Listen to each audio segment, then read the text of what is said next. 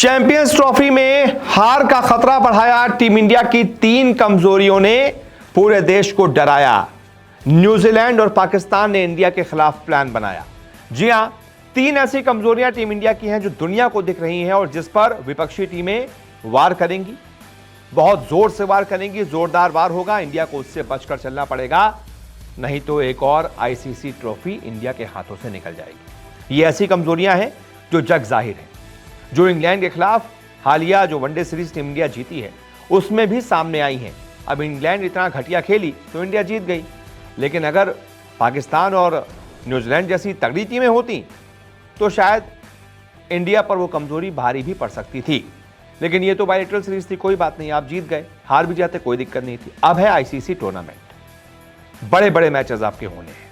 बांग्लादेश भी हल्की टीम नहीं है, आपको उसके सामने भी मजबूती से खेलना पड़ेगा, नहीं तो 2007 वाला हाल हो जाएगा। इसके अलावा पाकिस्तान जैसी मजबूत टीम, उसे भी आपकी कमजोरियां दिख रही हैं, वो भी इन कमजोरियों पर वार करेगा। और न्यूजीलैंड जो अभी हाल ही में पाकिस्तान में पीट कर आई है, ट्राई सीरीज जीत कर आ रही है, एको मैच नहीं हारी पूरी सीरीज में, उससे तो और ज्यादा बचकर आपको रहना पड़ेगा। तो वक्त रहते अगर इंडिया ने इन 3 कमजोरियों पर काम कर लिया, इन कमजोरियों को दूर कर लिया, तो उम्मीद है कि इंडिया चैंपियन बन सकती है। लेकिन अगर आपने दूर नहीं किया तो सामने वाली टीमें इसका फायदा उठाकर जरूर चैंपियन बन सकती हैं। कौन कौन सी ये कमजोरियां एक एक करके आपको बताता हूं। सबसे पहली कमजोरी जो पूरी दुनिया को दिख रही है, तेज गेंदबाजी के लिए स्वर्ग दुबई में 5-5 स्पिनर। अब बताइए, दुबई अंतरराष्ट्रीय क्रिकेट स्टेडियम जो तेज गेंदबाजों के लिए एक तरीके से स्वर्ग माना जाता है, इस स्टेडियम पर 2009 के बाद से 58 वनडे खेले जा चुके हैं, जिसमें तेज गेंदबाजों को 5 से कम की इकोनॉमी से 466 विकेट मिले। यानी तेज गेंदबाज यहां 5 से कम इकोनॉमी से रन खाते हैं, यानी बहुत अच्छी गेंदबाजी करते हैं, उनको मारना मुश्किल होता है। और विकेट भी 466, यानी 58 वनडे में से 466 विकेट अगर तेज गेंदबाजों को मिले, यानी कि ये पिच जो है वो तेज गेंदबाजों के लिए स्वर्ग है। वहीं स्पिनरों को 334 विकेट मिले हैं, कहां 466 और कहां 334, 130 के आसपास विकेट स्पिनरों को कम मिले।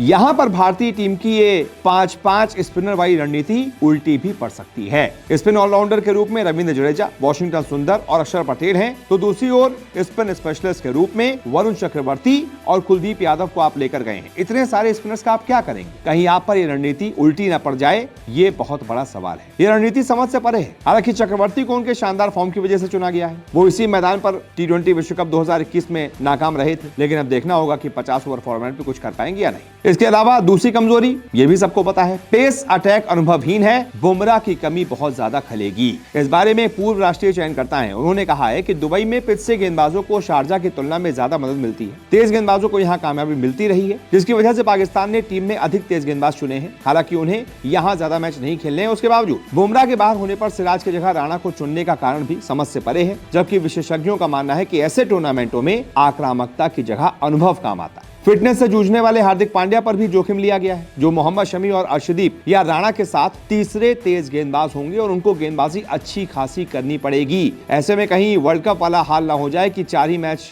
बाद जब वो बाहर हो गए थे, इंडिया वर्ल्ड कप हार गई थी, यहाँ पे भी ज्यादा लोड पड़ा तो कहीं ग्रुप स्टेज में ही बाहर ना हो जाए हार्दिक पांड्या। आपको ये भी देखना है, आपको फिटनेस इश्यूज भी देखने हैं। थोड़ा तेज गेंदबाज आप ज्यादा लेकर जाते तो हार्दिक पांड्या पर कम लोड पड़ता, लेकिन आप 5-5 स्पिनर लेकर गए हुए हैं, समझ से परे। ये भी एक कमजोरी है। आपके पास बुमराह भी नहीं है, एक वर्ल्ड क्लास पेसर नहीं है, पता नहीं आप इतनी अनुभवहीन गेंदबाजी, आप कैसे रन्स बचा पाएंगे, कैसे टारगेट्स डिफेंड कर पाएंगे, बहुत बड़ा सवाल है। इसके बाद आते हैं तीसरी कमजोरी पर, यह है विकेट कीपर सेट नहीं, राहुल आउट ऑफ फॉर्म। अब तीसरी कमजोरी तो ये सबके सामने है कि आपका विकेट कीपर ही सेट नहीं है, आपको पता ही नहीं है। केएल राहुल जो कि इंग्लैंड सीरीज में बुरी तरह से फ्लॉप रहे, 3 मैचों में भाई साहब के बल्ले से 52 रन निकले हैं। 17 की औसत से 52 रन भाई साहब ने बनाए, सिर्फ 17 की औसत। उनसे बढ़िया तो ऋषभ पंत है, 35 के आसपास का औसत है और स्ट्राइक रेट तो माशाल्लाह 106 के ऊपर है, वनडे में सेंचुरी भी ठोक चुके हैं।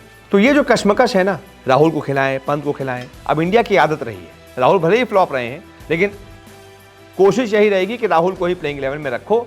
उन्होंने पुराना में बहुत काम किया है, बहुत अच्छे खेले हैं, वर्ल्ड कप 2023 में बहुत अच्छा खेले हैं, हालिया फॉर्म नहीं देखा जाएगा, उनके नाम पर चले जाएंगे सब, उनको खिला लेंगे। और जो बंदा आउट ऑफ फॉर्म है, अंदर कॉन्फिडेंस की उसके कमी है, सामने वाली टीमों को उसकी कमजोरी पता है कि कॉन्फिडेंस की कमी है, अच्छी गेंद फेंको आउट हो जाएगा, थोड़ा प्रेशर डालो, आउट हो जाएगा। तो आप खुद को ही प्रेशर में डाल रहे हैं ना। उसकी जगह पर आप ऋषभ पंत को ले जाइए, बेखौफ खेलता है। भाई KL Rahul out of form है, 5-10 पे अगर आउट हो जाते हैं तो आप तो यही कहेंगे ना कि हाँ यार इसको क्यों खिला लिया। उससे अच्छा ऋषभ पंत को खिला लीजिए। वो अटैक करने के चक्कर में 5-10 पे आउट हो जाते हैं तो नुकसान तो है नहीं, क्योंकि केएल राहुल भी वही करने वाले थे।